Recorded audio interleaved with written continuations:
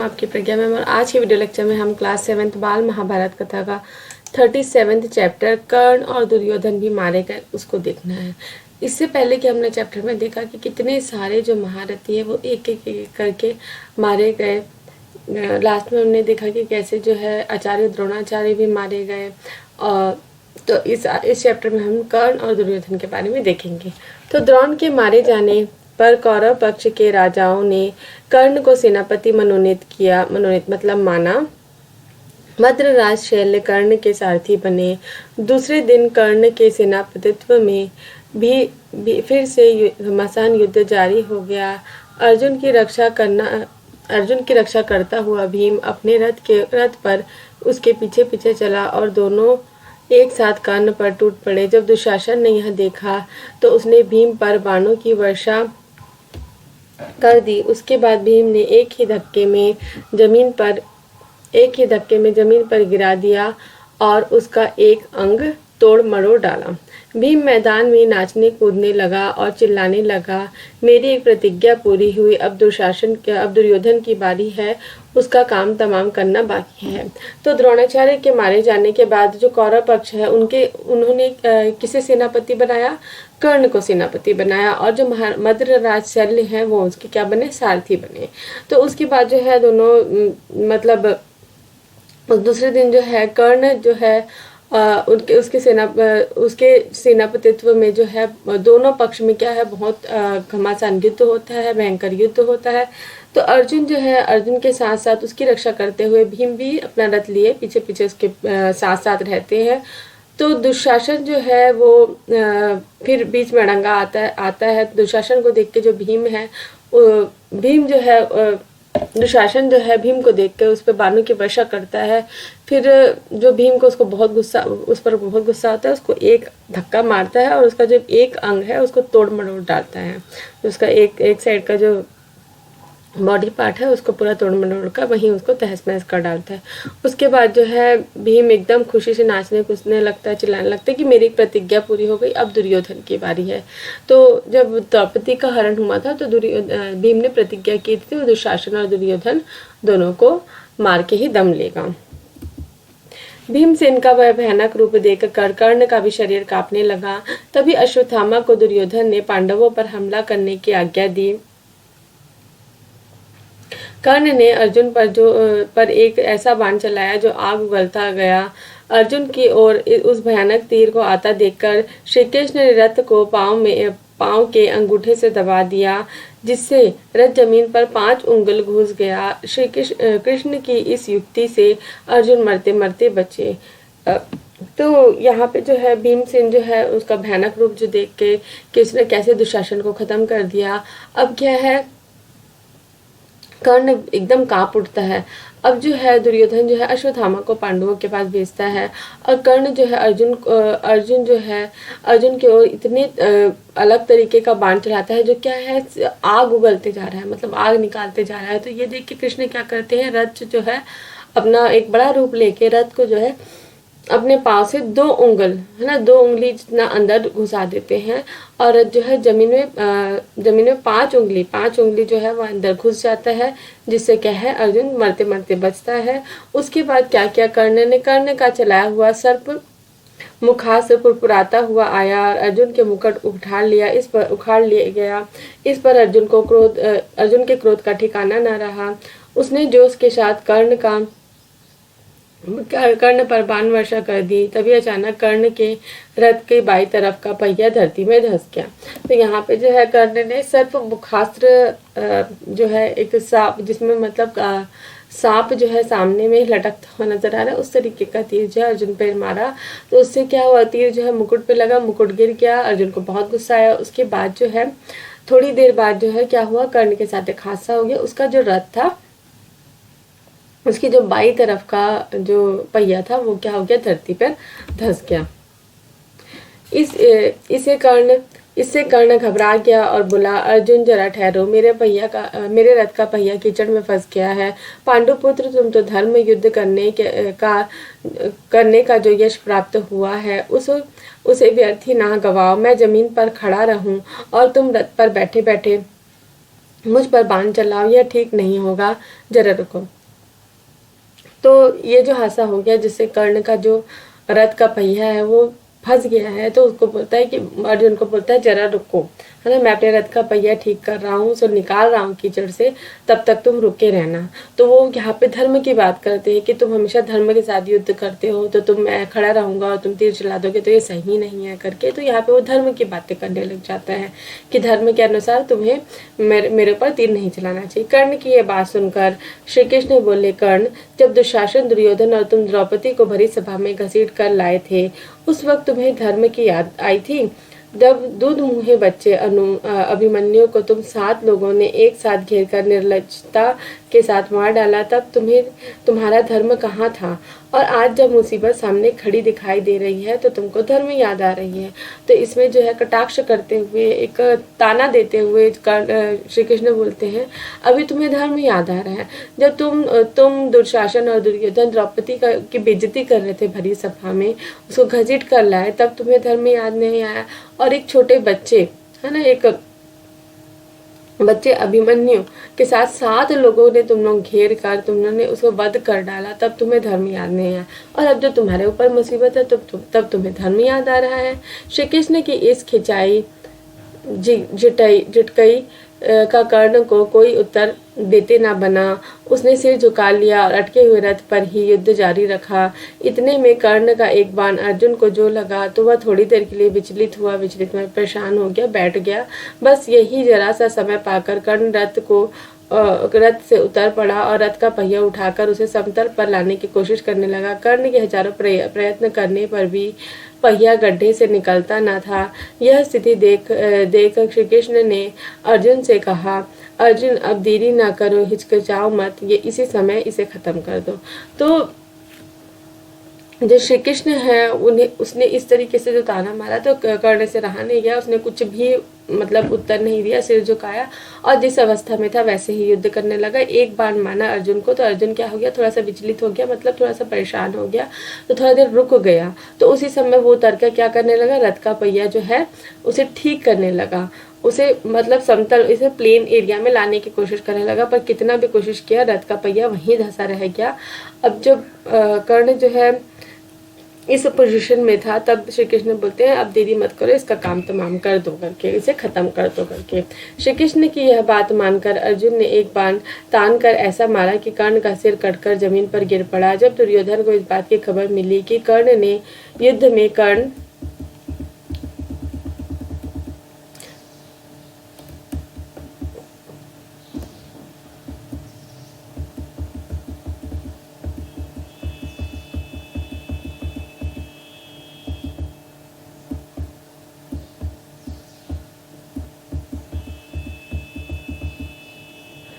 भी मारा गया है तो उसके शोक की सीमा न रही। दुर्योधन की इस अवस्था पर कृपाचार्य को बड़ा तरस आया।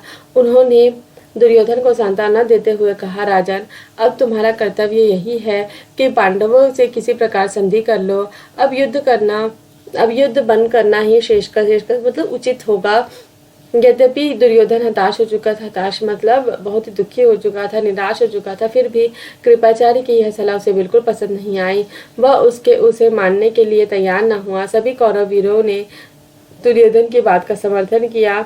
समर्थन मतलब उसे ही सही समझा और कहा कि युद्ध जारी रखना ही ठीक होगा। इस पर सबकी सलाह से मद्रराज शल्य को सेनापति नियुक्त किया गया। इसलिए शल्य के सेनापतित्व में फिर से युद्ध जारी हुआ। तो यहाँ पे क्या हो रहा है, कर्ण भी मारा गया, अब दुर्योधन क्या है, अकेला हो गया, तो वो बहुत ही हताश निराश हो गया। तो कृपाचार्य जो है उसे समझाने का प्रयास करते हैं कि भाई अब बहुत हो गया, युद्ध को बंद कर दो। लेकिन जो है दुर्योधन इतना हठी था, इतना जिद्दी था, उसने उसकी बात नहीं मानी। उसे उसकी जो बात है वो क्या हो गई, बिल्कुल पसंद नहीं आई। और वो सभी कौरव वीरों जो है, जो उसके जो भाई हैं, उनको भी ये बात पसंद नहीं आई और सब जो है फिर से युद्ध करना चाह रहे थे और युद्ध जारी रखा। और इस बार सेनापति किसे चूज किया गया, मद्रराज शल्य को। पांडवों की सेना के संचालन का पूरा दायित्व अब युधिष्ठिर ने अपने कंधों पर ले लिया। शल्य पर उन्होंने स्वयं आक्रमण किया। युधिष्ठिर ने शल्य पर शक्ति का प्रयोग किया और मद्रराज शल्य मृत होकर रथ पर से धड़ाम से गिर पड़े। तो यहाँ पे जो है अब पूरा कार्यभार जो पांडव की तरफ का जो सेना है उसका जो पूरा अरेंजमेंट का सेनापतित्व जो है युधिष्ठिर ने अपने कंधों पर लेके रखा था। यहाँ पे जो शल्य है उस पर एक ही शक्ति का प्रयोग किया, कुछ शक्ति का प्रयोग किया, जिससे क्या है मद्राज जो है वो भी गिर पड़े। जब शल्य भी मारा गया तो कौरव सेना निस्सहाय हो गई। निस्सहाय मतलब बिल्कुल असम, कोई सहारा नहीं रहा उनके पास में। फिर भी धृतराष्ट्र के रहे सह पुत्रों ने हिम्मत न हारी। दूसरे ओर शकुनी और सहदेव का युद्ध हो रहा था। तलवार की पैनी धार के सामने नोक वाली एक बाण से शकुनी पर चलाते हुए सहदेव ने गरज कर कहा, शकुनी अपने किए का फल भुगत ही लो। और मानो उसकी बात सफल हो गई और बाण धनुष से निकला नहीं कि शकुनी का सिर कटकर गिर पड़ा। तो यहाँ पे जो है सहदेव और शकुनी, उसके जो दुर्योधन के मामा है, उसमें उनके साथ युद्ध हो रहा था। तो अब युद्ध में जो है कि वहां पे भी बाण लगा शकुनी को और उसका सिर कटकर गिर गया, तो उसकी भी मृत्यु हो गई। इस प्रकार कौरव सेना के सारे वीर कुरुक्षेत्र की भूमि पर सदा के लिए सो गए। अकेला दुर्योधन जीवित बचा था। अब उसके पास ना तो सेना थी ना रथ था। उस वीर की स्थिति बड़ी दयनीय थी। ऐसी हालत में दुर्योधन अकेला ही हाथ में गदा लिए हुए एक जलाशय की ओर चुपके से चल दिया। उधर दूसरे दिन युधिष्ठिर और उनके भाई उसे खोजते हुए उसी जलाशय पर जा पहुंचे जहां वह छिपा हुआ बैठा था। तो यहाँ पे दुर्योधन जो है उसकी स्थिति बहुत खराब हो जाती है। वो मतलब उसके पास कोई सहारा भी नहीं रहता, वो बस अकेला जीवित बचा हुआ रहता है। तो ऐसी हालत में दुर्योधन क्या करता है, अकेले क्या करता है, गदा लेता है और जाकर एक जलाशय मतलब एक तालाब में जाकर छुप के पानी के अंदर छुपकर बैठ जाता है। तो अब जब दूसरे दिन होता है तब युधिष्ठिर और उसके भाई के हाथ से खोजते उसी जलाशय, वही जो तालाब है वहां पे जाकर, जहाँ पे वो छुपा हुआ है वहां पर चले जाते हैं। श्री कृष्ण भी उनके साथ थे। उन सबको यह पता चल गया था कि दुर्योधन जलाशय में छुपा हुआ है। युधिष्ठिर ने कहा, दुर्योधन अपने कुटुंब और वंश का नाश कराने के बाद अब पानी में छिपकर प्राण बचाना चाहते हूँ।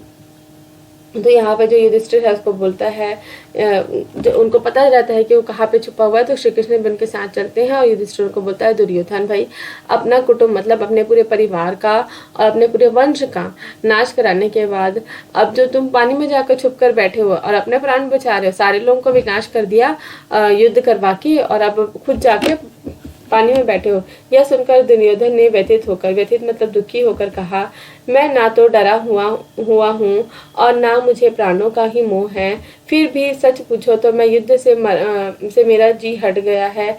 मेरे सभी संगी साथी और बंधु बांधव मारे जा चुके हैं। अब मैं बिल्कुल अकेला हूँ। राज्य सुख का मुझे लोभ नहीं रहा। यह सारा राज्य अब तुम्हारा ही है। निश्चित होकर तुम ही इसका उपभोग करो। तो दुर्योधन जो है युधिष्ठिर की बातें सुनकर बोलता है, बहुत दुखी होकर बोलता है कि मैं डरा हुआ भी नहीं हूँ, मुझे प्राणों का भी मोह नहीं है, मुझे इस संसार का भी मोह नहीं है। अब मैं क्या है, युद्ध से भी मतलब मेरा जी हट गया है। मेरे सभी जो उसके जो दोस्त हैं और उनके जो परिवार के लोग हैं वो हम मारे जा चुके हैं।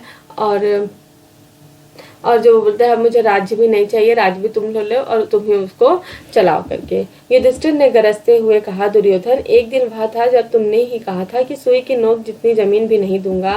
दुर्योधन ने जब स्वयं युधिष्ठिर के मुख से यह कठोर बातें सुनी तो उसने गदा उठा ली और जल में ही उठ खड़ा हुआ और बोला, अच्छा यही सही, तुम एक एक करके मुझसे भिड़ लो। मैं अकेला हूँ और तुम पांचों का अकेले के साथ लड़ना न्यायोचित नहीं है। तो यहाँ पे जो है युधिष्ठिर की बातें जो सुनकर दुर्योधन जो है अब उसको भी गुस्सा थोड़ा सा आने लग गया और वो युधिष्ठिर जो है उसको बोलता है कि एक दिन था कि तुम ही ने ही बोला था कि मैं सुई की नोक के जितने भी जमीन नहीं दूंगा। तब दुर्योधन की जो युधिष्ठिर की जो ये सब बातें सुनकर दुर्योधन जो है वो भी अब थोड़ा सा उसको गुस्सा आता है, गदा उठाता है और पानी से बाहर निकल आता है और बोलता है, अच्छा चलो ठीक है, तुम लोग मुझसे लड़ना चाहते हो, तुम एक एक करके मुझसे लड़ना करके एक एक मुझसे भिड़ लो मतलब लड़ो करके। तो मैं अकेला हूँ तुम पांचों। और यहाँ पे तो फिर ये धर्म की बातें करने लग जाते हैं, मैं अकेला हूँ तुम पांचों हो, तो पांचों के साथ एक साथ लड़ना क्या है, न्याय के विरुद्ध होगा। ये न्यायपूर्ण नहीं है कि तुम पांचों मेरे साथ एक साथ लड़ो करके। अब जब देखिए जहाँ जहाँ कौरव सेना जो थी, जहाँ जहाँ उनके ऊपर मुसीबत आई तब उन्हें धर्म याद आ जाता है। जैसे कर्ण का भी अभी हमने देखा और यहाँ पे अब जो दुर्योधन भी है उसको भी न्याय याद आ रहा है कि तुम लोग 5 हो और मैं अकेला।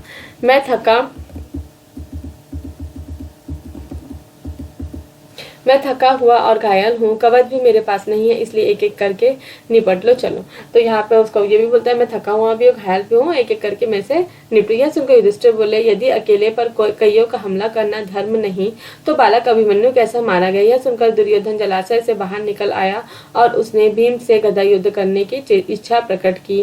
भीम भी राजी हो गया और दोनों में गदा युद्ध शुरू हो गया। इस तरह बड़ी देर तक युद्ध जारी रहा। श्री कृष्ण ने इशारों में ही अर्जुन को बताया कि भीम दुर्योधन की जांग पर गदा मारेगा तो जीत जाएगा। भीम ने श्री कृष्ण के यह इशारे को तुरंत भाप लिया और अचानक दुर्योधन पर झपट पड़ा। तो ये सब जो धर्म की बातें सुनकर युधिष्ठिर जो है उसको बोलता है कि भाई तुम 5 मतलब हम 5 हैं और तुम अकेले, तो ये न्यायोचित नहीं है। और जब अकेले अभिमन्यु को 7 लोग मिलकर मार डाले तब वो धर्म था। तो ये सब जो पूरी बातें सुनकर दुर्योधन जो है जलाशय से बाहर निकल आ जाता है और वो क्या बोलता है, मैं भीम के साथ मतलब गदा युद्ध करूंगा। तो भीम के साथ जब वो गदा युद्ध करते हैं तो गदा युद्ध करते करते श्री कृष्ण जो है उसको इशारा करते हैं, भीम को इशारा करते हैं कि तुम उसकी जांग पर मारो, जांग पर गदा मारो तो वो जीत जाएगा। तो श्री कृष्ण जो है तुरंत भीम जो है श्री कृष्ण का इशारा समझ जाते हैं और दुर्योधन पर झपट पड़ते हैं और उसकी जांग पर प्रहार करते हैं। उसकी जांग पर जोर से गदा का प्रहार किया। जांग टूट जाने के कारण अधमरी अवस्था में पड़े हुए दुर्योधन के दिल में फिर से क्रोध और द्वेष मतलब बदले की आग भड़क उठी। वह चिल्लाकर बोला, कृष्ण, धर्म युद्ध करने वाले हमारे पक्ष के सारे यशवंशी महारथियों को तुमने ही कुचक्र रचकर मरवा डाला था। यदि तुमने कुचक्र न रचा होता तो कर्ण, भीष्म, द्रोण भला समर में परास्त होने वाले थे। तो यहाँ पे जो है उसको भी समझ में आ गया कि कृष्ण ने इशारा किया है, तब भीम ने उसकी जांग पर प्रहार किया।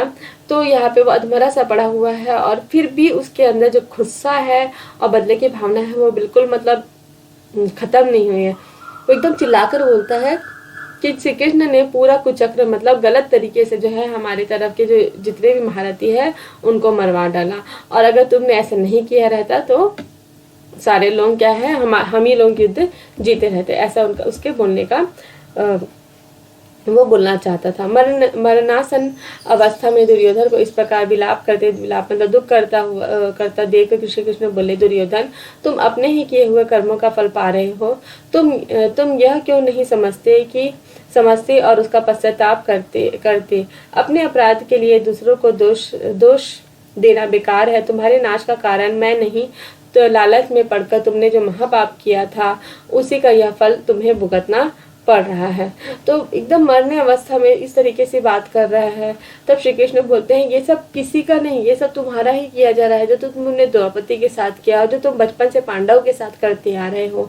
तो हमने पहले पूरा देखा है कि दुर्योधन किस तरीके से एक बार भीम को भी मारने की कोशिश किया, द्रौपदी के साथ इतना गलत किया, फिर वो चौसर का खेल खिलवा कर गलत किया, इतना सारा गलत काम किया, उसी का जो फल है उसे भुगतना पड़ रहा है। तो ये सब पूरा मतलब हुआ और दुर्योधन भी जो है वो अब मारा गया। तो आज के वीडियो लेक्चर में इतना ही। अगर वीडियो लेक्चर जो है आपको समझ में आता है, पसंद आता है तो लाइक शेयर करें, कमेंट करके बताएं कि वीडियोस कैसे लगते हैं, और वीडियोस पसंद आते हैं तो चैनल को सब्सक्राइब कर लीजिए, बेल नोटिफिकेशन को भी ऑन कर लीजिए ताकि जब भी मैं नए वीडियोस डालूँ तो आपको नोटिफिकेशन मिल सके। Thanks for watching my video.